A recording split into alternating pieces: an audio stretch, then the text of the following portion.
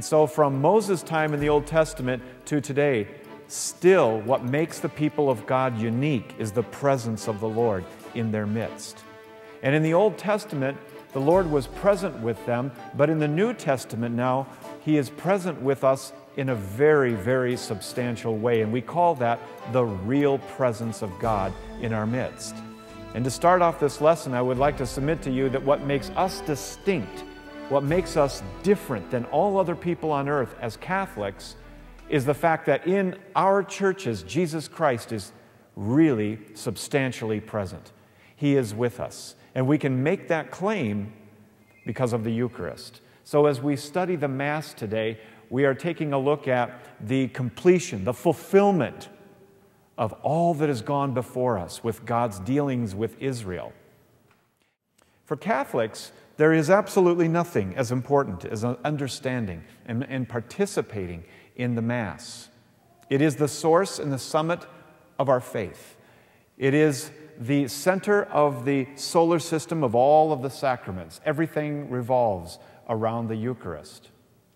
It is the source of apostolic zeal, John Paul II said, for families. There is nothing that can replace it. There's nothing worth going anywhere else for to replace it. There's nothing that will give you more grace, which is the life of the Trinity, than the Eucharist itself. And so it's so important for us as Catholics to know it. I remember growing up Catholic, and my memory of going to Mass was divided up by how far along we were in the Mass. Standing up, sitting down, I knew that when the Lord's Prayer came, there was light at the end of the tunnel.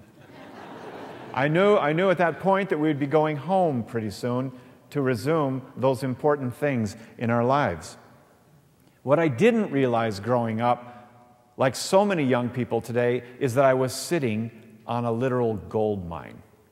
I was on a gold mine and I didn't even know it.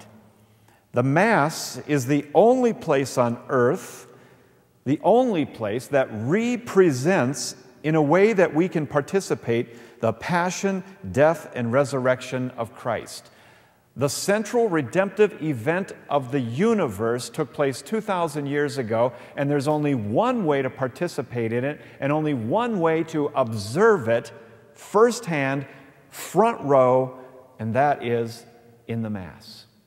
What a privilege God has given us in coming to the Mass. But I'd also like to say, while we are in the front row observing, that the Mass is not a spectator sport. It's not something that we just go and watch, but it is something that we participate in. And this is what makes the Mass different than many other meetings out there in denominations, where we come together not to watch, not to just observe and listen to someone else, but to fully participate in a drama that we're going to enter into. And the drama that we enter into in the Mass is a drama that took place 2,000 years ago on Calvary. But what we do as Catholics is sacramentally, we defy time and space by sacramentally joining that event and participating in that one-time sacrifice. But I want to say something about the word liturgy that I think is important, because I've been on both sides of this fence. I've been a part of a church for years that I pastored a church where we equated spontaneity with holiness.